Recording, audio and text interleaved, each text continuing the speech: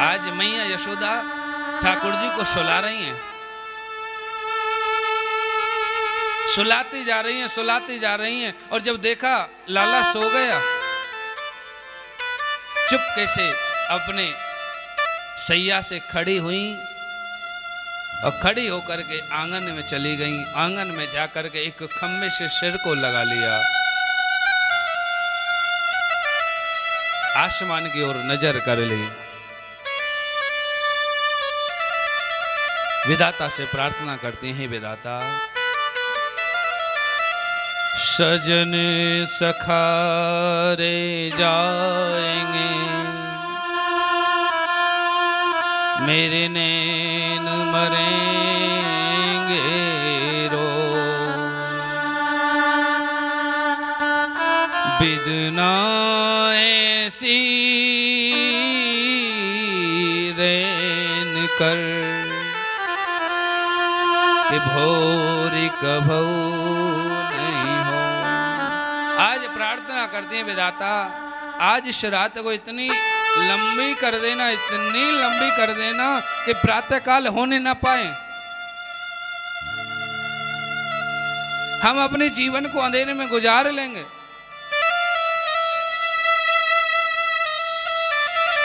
खम्भे से सिर लगा रखा है, आंखों के किनारों से झरझर आंसू बह रहे हैं।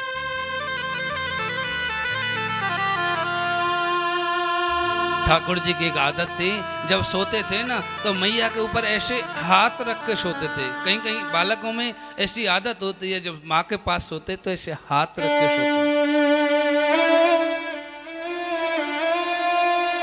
ठाकुर जी सोते सोते करवट लेते हैं, करवट लेके ऐसे हाथ घुमाया मैया यशोदा के ऊपर रखने के लिए, तो देखा वह मैया यशोदा नहीं। बिस्तर को टटोलने लगे, अगर मां हो तो वहां मिले। खड़े हो गई बिस्तर से, पुकारने लगे, मैया मैया कहां हो। आज बिस्तर से खड़े होकर के पुकारते जा रहे हैं, ढूंढते जा रहे हैं। क्या देखा, मैया आंगन में एक खम्भे से सिर लगा के बैठी है।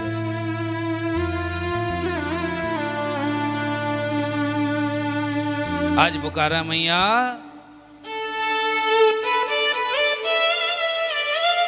आज जैसे ही ठाकुर जी की आवाज को मैया यशोदा ने सुना, जो आंखों से आंसू बह रहे थे जल्दी से पहुंचे। सोचा अगर लाला ने आंसू देख लिए ना तो रह नहीं पाएगा। आंखों के आंसुओं को पहुंचा, ठाकुर जी पास आए, कहने लगे, मैया तू सोई नहीं। कौन बताए और ठाकुर जी को कि मैया के हृदय में अब क्या पीड़ा लगी हुई है, क्या आग लगी हुई है।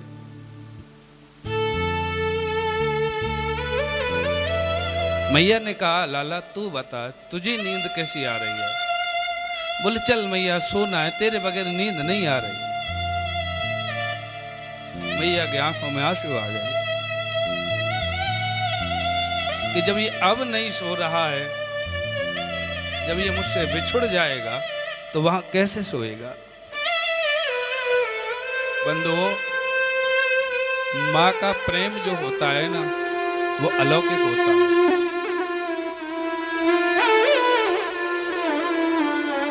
प्रातः काल हुआ, मैया आज स्नान करा रही है और श्रृंगार करते जा रही है, और यही सोचती जा रही है कि अब बस आखिरी श्रृंगार है मेरे हाथों से।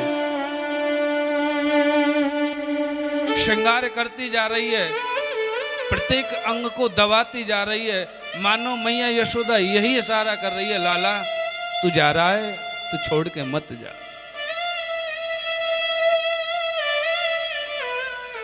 बंधुओं, आज जैसे ही मैया श्रृंगार करते समय किसी अंग को दबाती है ना, तो ठाकुर जी मैया यशोदा की तरफ देखते हैं, और मैया यशोदा की तरफ जैसे ही नजर घुमाते हैं, मैया यशोदा नजर चुरा लेती है। मैया ने सोचा, अगर मैं रोई ना, बेटा यात्रा पर पहली बार जा रहा है, और बेटा जब यात्रा पर जाए माँ को रोना नहीं चाहिए, अशुभ होता है।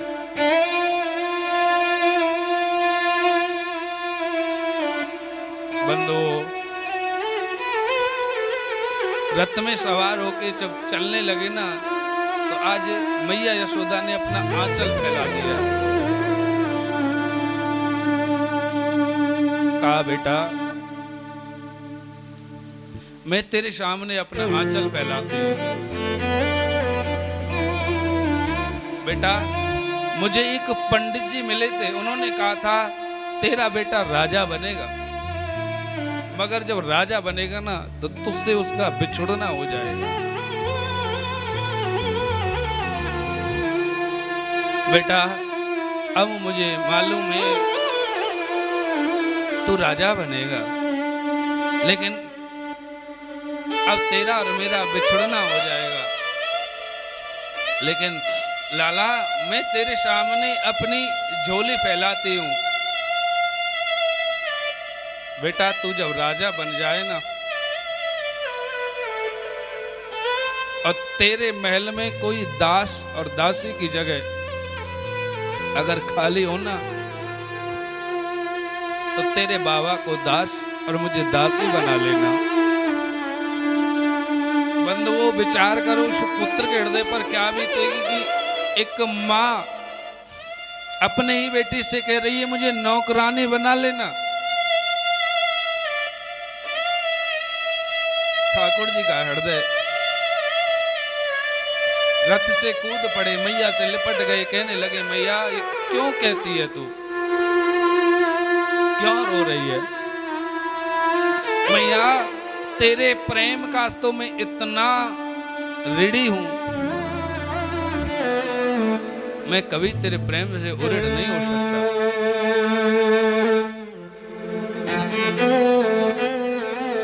मैया पिछले जन्म सो मिलन बिछोड़ा हो। मैया ये मिलना बिछुड़ना तो अपने पूर्व जन्म के कर्म के अनुसार होता है। तू क्यों रोती है?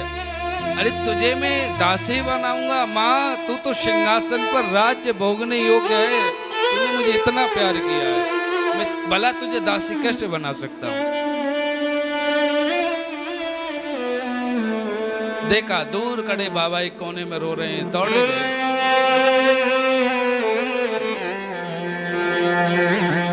ठाकुर जी कहने लगे बाबा क्यों रोते हो तुम?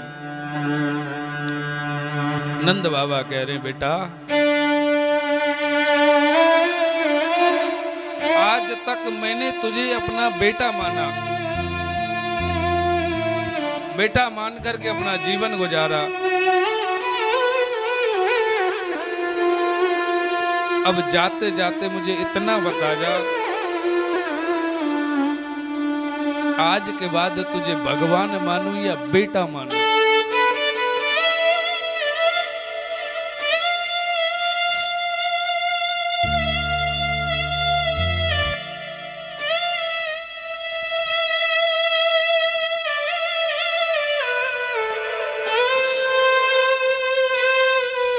ठाकुर जी कहने लगे बाबा ब्रजवासी बल्लभ सदा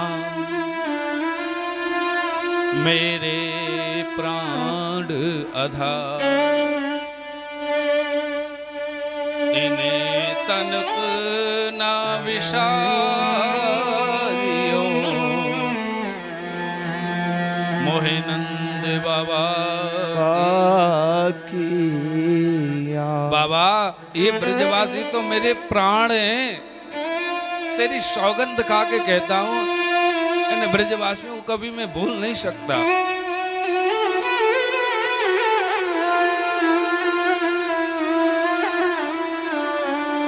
समझाने लगे और रथ में सवार होकर जब जाने लगे ना तो सामने से लाडली जी आ गई, राधा रानी आ गई।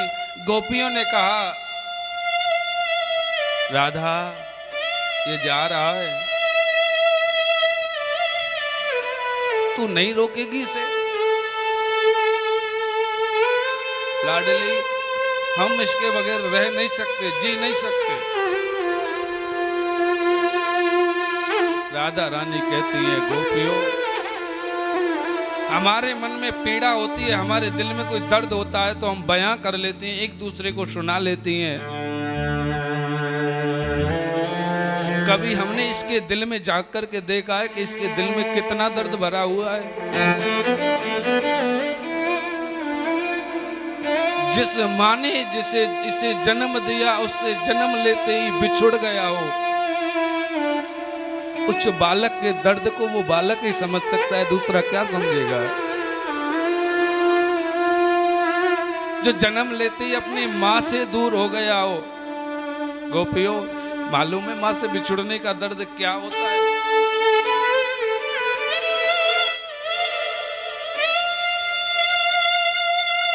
ठाकुर जी ने देखा राधा रानी आई है, पुनः रथ से उतर गए। रथ से उतर के कहने लगे, लाडली मैं जा रहा हूं, आप रोकोगी नहीं? तुम्हें मालूम है ना मैं जा रहा हूं। आज मानो लाडली जी के हृदय के आंसू हृदय में ही खत्म हो गए, आंखों के आंसू आंखों में सूख गए, कोई शब्द नहीं निकल रहे हैं। आज राधा रानी कुछ बोल नहीं रही है, केवल इशारे में बातें हो रही हैं। ठाकुर जी कह रहे हैं मैं जा रहा हूं, रोक नहीं पाओगे? बोले नहीं। क्यों? लाडली जी कहती हैं, गोपाल ये कैसा प्रेम है हमारा तुम्हारा। अगर जाने से रोकती हूं तो प्रेम की तौहीन होती है, नहीं रोकती हूं तो प्रेमी के वियोग में मुझसे जिया नहीं जाएगा। क्या करूं मैं? ये कैसा हमारा तुम्हारा प्रेम है, ये कैसा बंधन है। नहीं रोकूंगी। कहा नहीं रोकेगी? नहीं। तुरंत वंशी निकाली और वंशी को निकाल करके राधा रानी को दिया और कहा ये ले लाडली, अब इस वंशी की मुझे कोई जरूरत नहीं, क्योंकि अब ना वहां बंसी बजेगी ना राधा होगी। अब बंशी बजाने की फुर्सत नहीं, क्योंकि मैं बंसी बजाता था तू दौड़ी चली आती थी, अब कहाँ बंसी बजेगी और कहाँ तू आएगी। ले आज के बाद इस वंशी को तुम लोग झगड़ती थी ना, आप कहती थी ना कि ये बैरन शौतन ये बंसी ऐसी कैसी कौन से पुण्य करके आई है कि हमेशा ठाकुर जी की अधरों पर धरी रहती है। बंधुओं, भगवान से प्रेम करना बच्चों का खेल नहीं है। बंसी ठाकुर जी के अधरों तक पहुंची तो वो उसका त्याग है, उसने बलिदान दिया है। पहले तो वो बांस में पकी, अग्नि में तपी, फिर उसमें छिद्र हुए उसके अंदर, उस चोटों को सहन किया। इतनी थपेड़ खाने के बाद वो ठाकुर जी के अधरों तक पहुंचे। आप सोचते हो कि 2 माला जपले हमें गोविंद मिल जाए? नहीं हो सकता।